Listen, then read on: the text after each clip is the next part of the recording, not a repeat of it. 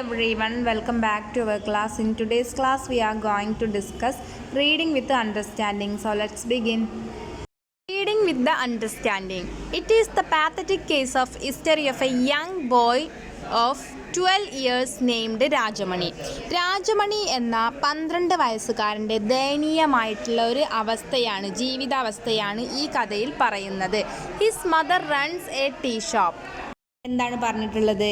തമിഴ്നാട്ടിലെ ഒരു കുഗ്രാമത്തിലാണ് അവൻ ജനിച്ചത്. അവൻ്റെ അച്ഛൻ മരിച്ചു പോയിട്ടുണ്ട്.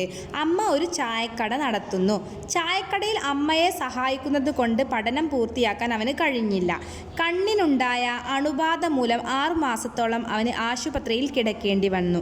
രാജമണിയുടെ പ്രശ്നങ്ങൾ ഇതുകൊണ്ടും അവസാനിക്കുന്നില്ല. അവൻ്റെ അവസ്ഥ വളരെ മോശമായി തീർന്നു. കുറച്ച് നാളുകൾക്ക് ശേഷം അവന് ത്വക്ക് രോഗവും ക്ഷയവും പിടിപെട്ടു. ചികിത്സാർത്ഥം അവന് ചെന്നൈയിൽ ജനറൽ ഹോസ്പിറ്റലിലേക്ക് ത്വക്ക് രോഗ വിഭാഗത്തിൽ പ്രവേശിക്കപ്പെട്ടു. അവൻ്റെ രക്തം പരിശോധിച്ചതിൽ നിന്നും എയ്ഡ്സ് ആണെന്ന് മനസ്സിലായി. അണുബാധയേറ്റ സൂചിയിലൂടെയാണ് അവന് ഇത് പകർന്നിട്ടുണ്ടായിരുന്നത്. സോ രാജമണിയുടെ പ്രോബ്ലംസ് ആണ്, അതായത് എയ്ഡ്സിനെ പറ്റിയിട്ടാണ് നമ്മൾ ഈ ഒരു ചാപ്റ്ററിൽ റീഡിംഗ് വിത്ത് അണ്ടർസ്റ്റാൻഡിങ്ങിലൂടെ നമ്മൾ പഠിക്കുന്നത്. സെക്ഷൻ 2 പറയുന്നത് എന്തെന്ന് വെച്ചാൽ നമുക്ക് എങ്ങനെയെല്ലാം എയ്ഡ്സിന് അവയർനെസ് ആയിട്ടുള്ള ക്ലാസ്സുകൾ കൊടുക്കാം, പ്രോഗ്രാംസുകളൊക്കെ കൊടുക്കാം എന്നുള്ളതാണ്, എങ്ങനെ പ്രതിരോധിക്കാം എന്നുള്ളതാണ്. ദക്ഷിണാഫ്രിക്കയിലുള്ള സമീപത്തെ സെഷാഗോ ടൗൺഷിപ്പിലെ നാടക സംഘമാണ്, തിയേറ്റർ സംഘമാണ് ഈ ഒരു അവബോധനം നമുക്ക് നൽകുന്നത്. അതെന്തെന്ന് വെച്ചാൽ പീറ്റേഴ്സ്ബർഗ് ദക്ഷിണാഫ്രിക്കയിലുള്ള ഒരു സ്ഥലത്തെ നാടക സംഘമാണ് നമുക്ക് ഈ ഒരു അവബോധം തരുന്നത്. ഫക്കമ എന്നാൽ എഴുന്നേറ്റ് നിൽക്കുക എന്നുള്ള, യാത്രക എന്നുള്ള ഒരു അർത്ഥം വരുന്നതിലൂടെയാണ് അവർ ഇതിനെ കൊണ്ടുവന്നിട്ടുള്ളത് എന്നാണ് പറയുന്നത്. ടൗൺഷിപ്പിലൂടെ അതിൻ്റെ സന്ദേശം പ്രാദേശിക ജനങ്ങളിലേക്ക് എത്തിക്കുന്നു.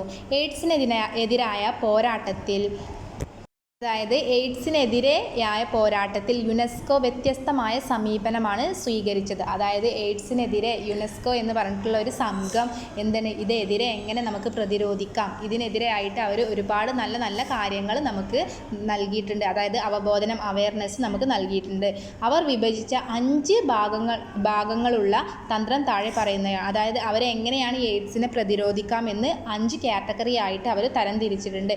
അത് എങ്ങനെയൊക്കെയാണ് എന്നുള്ളത് അവർ താഴെ കൊടുത്തിട്ടുണ്ട്. ഒന്നാമത്തേതാണ് customising the message for various socio economic groups. അതായത് വിവിധ സാമൂഹിക സാമ്പത്തിക ഗ്രൂപ്പുകൾക്കായി സന്ദേശം കൊടുക്കുക എന്നുള്ളത്. അതായത് ഇതെങ്ങനെ നമുക്ക് തുരത്താം എന്നതിന് സോഷ്യോ അതുപോലെ എക്കണോമിക് ഗ്രൂപ്പ്സുകളായിട്ട് തരംതിരിക്കുക എന്നുള്ളതാണ്. രണ്ടാമത്തേതാണ് ചേഞ്ചിങ് റിസ്ക് ബിഹേവിയർ. അതായത് ഓരോ റിസ്ക് ബിഹേവിയർ ആയിട്ടുള്ള ഓരോ ബിഹേവിയേഴ്സുകൾ ഇങ്ങനെ ചേഞ്ച് കൊണ്ടുപോവുക എന്നുള്ളതാണ്.